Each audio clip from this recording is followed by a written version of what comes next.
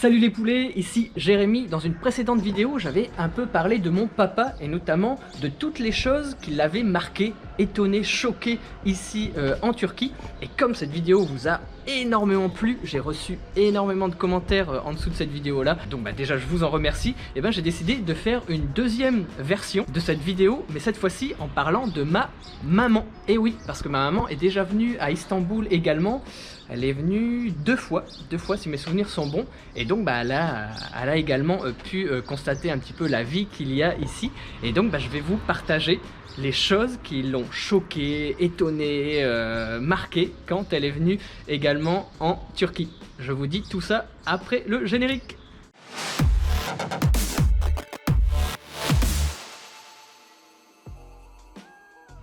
Comme je vous le disais dans l'intro, on va parler aujourd'hui de ma maman et des choses qui l'ont surpris, qui l'ont étonné ici à Istanbul. Il faut savoir que ma maman est déjà venue deux fois à Istanbul. Elle n'a pas voyagé ailleurs en Turquie, elle est restée simplement à Istanbul avec moi.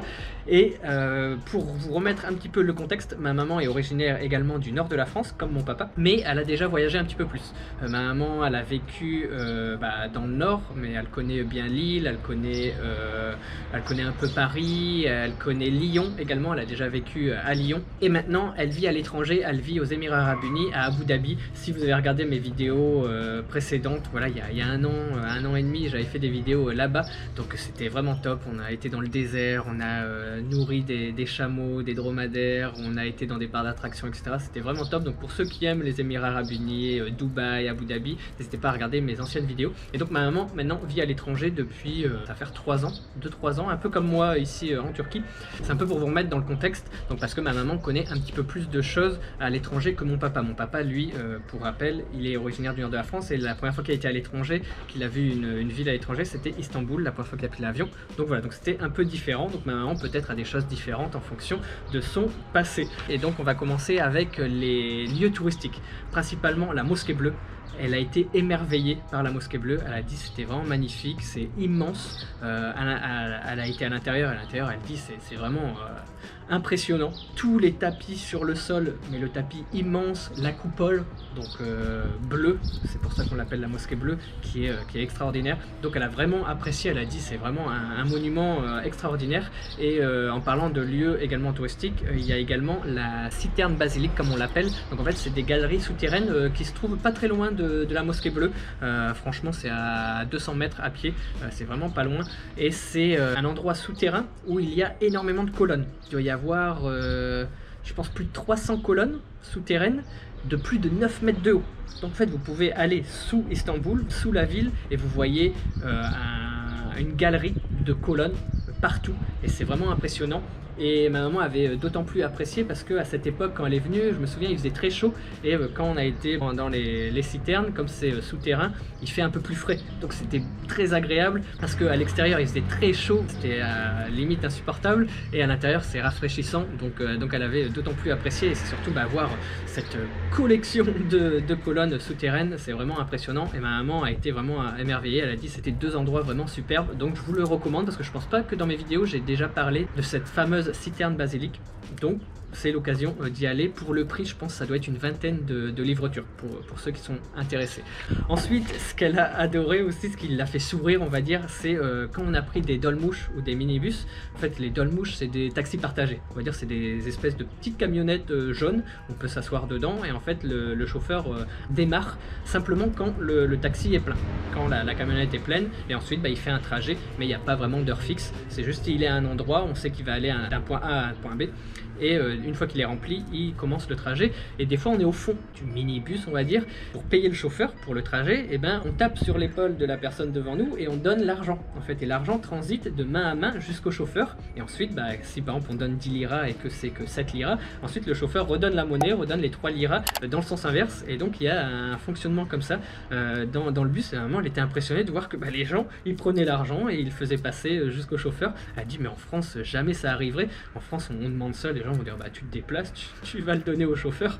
Et moi je me souviens, ça m'avait aussi un petit peu surpris la première fois quand j'avais pris ces fameux dolmouches ou minibus, ce mode de fonctionnement. Mais par contre j'ai adoré, parce que je me suis dit bah oui c'est vraiment plus pratique, et ça reflète bien le côté communautaire de la Turquie, contrairement à la France où je dirais que c'est beaucoup plus individualiste. Et l'individu prime en France, ou bien les gens sont, je sais pas, peut-être plus égoïstes, ou je sais pas, mais ils feraient pas ce genre de geste simple, tandis qu'en Turquie c'est quelque chose de complètement normal. Le fait de passer la monnaie de main à main dans les minibus et les dolmouches, ma maman a été vraiment surprise, et ça l'a fait sourire à chaque fois. Ensuite on va parler de la nourriture. Comme quasiment tous mes proches, toute ma famille, tous mes amis qui sont venus à Istanbul, ils adorent la cuisine turque. Et ma maman, elle est surtout impressionnée par les kahvaltı, donc les petits déjeuners turcs, parce que pour elle, elle dit c'est gargantuesque. Elle fait, on n'en voit jamais le bout.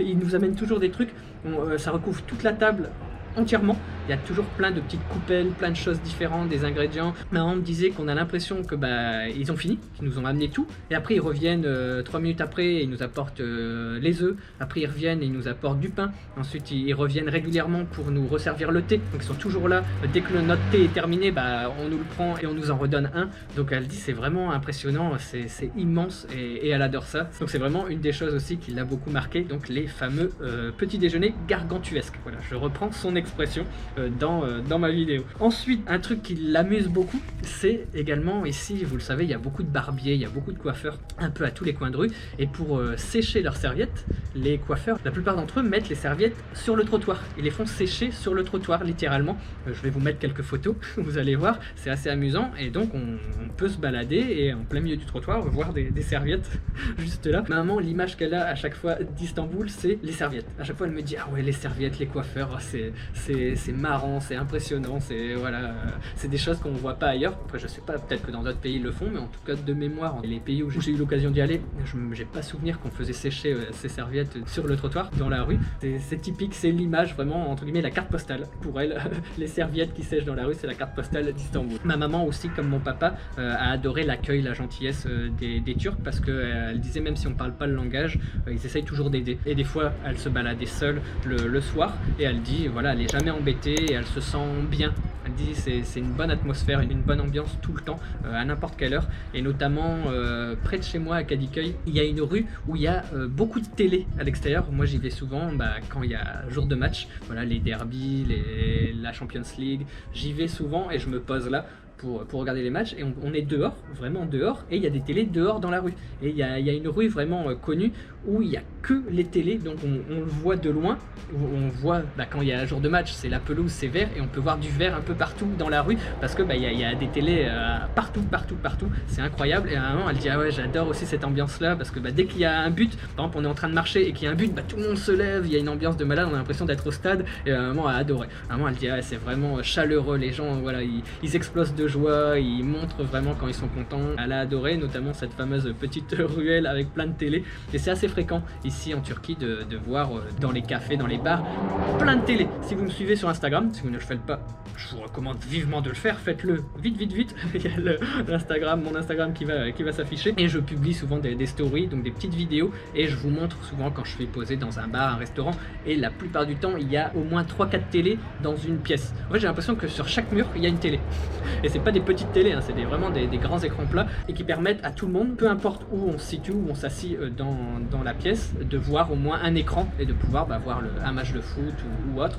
La plupart du temps c'est du foot, parce que les Turcs sont vraiment fans de foot. Ma maman adore aussi le fait que on peut se balader tout le temps, et quand on est un petit peu fatigué, il y a toujours au moins à 50 mètres ou à 10 mètres de soi, il y a toujours un endroit où on peut boire le thé, le fameux thé turc, donc le chai. Elle dit c'est impressionnant, elle a l'impression que tout le monde, tous les restaurants, tous les bars, tous les cafés vendent du thé. Et donc elle dit c'est bien, parce que quand on se balade dans les petites ruelles, etc., c'est bien sympa, mais à un moment on est un petit peu fatigué, et elle dit quand on veut un thé, on peut l'avoir n'importe où, n'importe quand. Et elle dit même aussi avec les vendeurs ambulants, parce qu'il y a des vendeurs de thé, ils arrivent directement avec leur thermo, je pense que c'est ça, le thermo qui garde le thé chaud. Et puis ils vous les distribuent dans la rue. Donc même si on est loin de bâtiments, si on se balade, par exemple près de Moda notamment, à Moda c'est vraiment un endroit vraiment top pour se balader le long de l'eau. C'est un endroit piéton où il y a beaucoup de vélos également, il y a des rochers, un endroit pour marcher, il y a beaucoup de parcs pour les enfants, des toboggans, des balançoires, etc. Et donc il n'y a pas d'endroit, il n'y a pas de restaurant à cet endroit-là, mais il y a quand même des vendeurs ambulants qui sont avec leur petit vélo, ou bien rien que des fois avec un plat en bandoulière, j'ai envie de dire. Ils ont un petit plateau et ils ont leur thermo, 2 thermos, un avec de l'eau, un avec le thé, et puis leur petit gobelet. Et donc ils demandent à chaque fois, donc peu importe où on se situe à Istanbul, on peut toujours avoir du thé au moins à quelques mètres de soi. Elle me disait que les bruits de klaxons, donc les gens klaxonnent tout le temps, ça fait partie de la ville. Elle dit honnêtement, on entend toujours une personne qui klaxonne plus ou moins loin dans les rues, parce que ça résonne assez facilement. Elle dit ça c'est typique d'Istanbul aussi. Je me souviens au niveau sonore, c'est les bruits de klaxon ou bien les gens qui sont impatients. Le feu rouge passe au feu vert mais 1 millième de seconde et il y a déjà des gens qui klaxonnent. Donc voilà, donc c'est vraiment impressionnant. C'est l'atmosphère istanbouliote, j'ai envie de dire, mais c'est sympa, c'est pas des choses très très graves, mais c'est vrai que les klaxons, là vous en entendez pas trop parce que on est en période de confinement au moment où je tourne la vidéo, donc avec le coronavirus, donc il n'y en a pas beaucoup, mais la plupart du temps dans mes vidéos vous pouvez entendre des petits klaxons à droite à gauche au loin. Donc les klaxons aussi qui pour elle représentent un petit peu Istanbul. Ensuite elle a adoré le fait de pouvoir traverser le Bosphore. Elle fait, c'est rare d'avoir des villes qui sont séparées en deux. Il y en a quelques-unes dans le monde, mais elle dit le fait de pouvoir faire une petite traversée reposante au milieu du Bosphore. Donc on prend le petit bateau et on rejoint le côté Asie ou le côté Europe. C'est quelque chose qui l'apaise et elle trouve ça vraiment très agréable. Et toujours par rapport au transport en commun, le métro et le Marmaray, elle trouve que c'est vraiment très propre. Comparé à Paris ou d'autres endroits où elle a pu aller, elle trouve que vraiment le métro en Turquie est très très très propre. Et c'est vrai que quand elle m'a dit ça, au début je l'avais pas remarqué. Mais j'ai vécu quand même 1 an à Paris, et à Paris c'est vrai que c'est pas sale, mais si on arrive au bout de la journée, c'est quand même sale, il y a des chewing-gums un peu partout, il y a des graffitis, il y a des papiers à droite à gauche, tandis qu'en Turquie, c'est vrai que c'est rare de voir un papier, ou bien les gens le ramassent et ils vont le mettre dans la poubelle. Donc par rapport à ça, c'est vrai que même si j'avais pas remarqué, parce que comme je vis là, voilà, moi ça fait partie de mon quotidien, mais c'est en parlant avec des gens ou bien en ayant l'avis de mes proches, de ma famille, et là dans ce cadre-là de ma maman, que j'ai pu réaliser que oui, le métro turc était un peu plus propre, que le métro à Istanbul était un peu plus propre que la moyenne. Donc chapeau aux Turcs. Ah oui, ma maman aussi, vous le savez si vous me suivez sur Instagram, j'adore les chats. Il y en a plein partout, il y a des chats, des chiens errants dans les rues d'Istanbul, et ma maman est impressionnée par le nombre de chats qu'il peut y avoir à chaque rue, à chaque croisement. Dès qu'on passe une rue, on caresse un chat, on va dans une autre rue, il y a un autre chat qui arrive.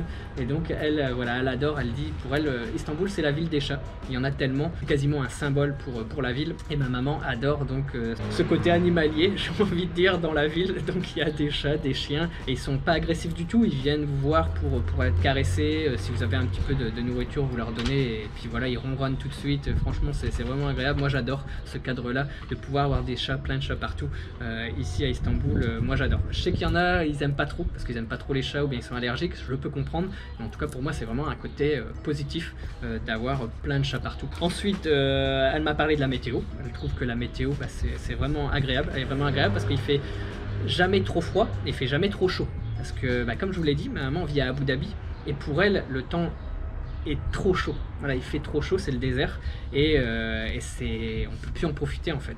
Et tandis qu'à Istanbul, c'est modéré. La température est modérée, donc en hiver, il fait jamais trop froid. On met un pull et un blouson et ça suffit. Il gèle rarement, il neige un petit peu, mais c'est rare d'avoir des températures en dessous de 0. Et l'été, il fait à Istanbul, je parle d'Istanbul parce que dans le sud de la Turquie, il fait beaucoup plus chaud. Mais comme je vous l'ai dit au début de la vidéo, ma maman connaît que Istanbul ici en Turquie, elle n'a pas voyagé dans d'autres villes. Et à Istanbul, l'été, c'est quand même agréable. Je dois quand même mettre la clim. Sans clim, c'est compliqué, il fait un peu chaud, mais c'est pas non plus 50 degrés comme elle peut avoir à Abu Dhabi. Donc pour elle, la météo à Istanbul, elle est vraiment top. C'est vraiment doux. Et elle apprécie vraiment beaucoup la météo. Ensuite, elle adore aussi le fait que les horaires ici sont très larges. Donc ça ouvre très tôt et ça ferme très tard. Et même quelquefois ça ferme jamais. On peut aller par exemple à 2 h du matin quelque part et on peut toujours trouver une épicerie ouverte pour acheter un snack ou acheter même des fois des fruits et légumes. Il y a des endroits où on peut trouver des fruits et légumes à pas d'heure. Là, pas loin de chez moi, il y a toujours un restaurant, j'allais dire non, une épicerie qui est ouverte et ils vendent des fruits et légumes, des cigarettes, les petits trucs du quotidien, le lait, etc. Donc voilà, donc c'est agréable de pouvoir se balader, toujours trouver des petits endroits ouverts pour en cas de besoin. Voilà, si on a envie de manger des chips à 2 h du matin, on se balade, on peut trouver un endroit où on peut acheter des chips. Et la dernière chose, parce que là ça y est, j'en suis à la dernière chose, il y en avait quand même pas mal, hein. J'ai fait un peu plus vite parce que j'ai vu qu'il y avait une grosse liste, donc je me suis pas attardé sur tout. La dernière chose, c'est aussi le fait d'être dans une ville immense. Donc ma maman elle dit Istanbul c'est quand même immense et malgré ça, voilà, il y a plus de 15 millions d'habitants ici à Istanbul et malgré ça on peut se retrouver dans des petites ruelles très calmes.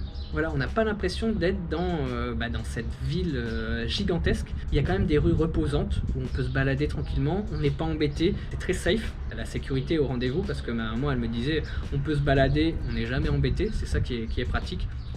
On fait notre vie, chacun fait sa vie de son côté et personne n'embête personne, donc ça c'est plutôt agréable et donc elle aime bien voilà, ce côté petite ruelle, petit coin sympa malgré le fait qu'on soit dans une énorme ville et également en parlant des ruelles aussi, elle adore le fait qu'il y ait plein de petites ruelles, ça dépend les endroits mais avec plein de graffitis, mais des graffitis pas, il y en a quand même, hein, il y en a des graffitis moches on va dire, donc juste des personnes qui écrivent des trucs n'importe quoi, mais il y a aussi des graffitis vraiment du street art, donc vraiment gigantesque sur une façade complète d'un bâtiment et elle trouve ça magnifique. À Kadıköy il y en a beaucoup, si vous voulez faire une chasse au graffiti, au street art dans Kadıköy, franchement c'est top.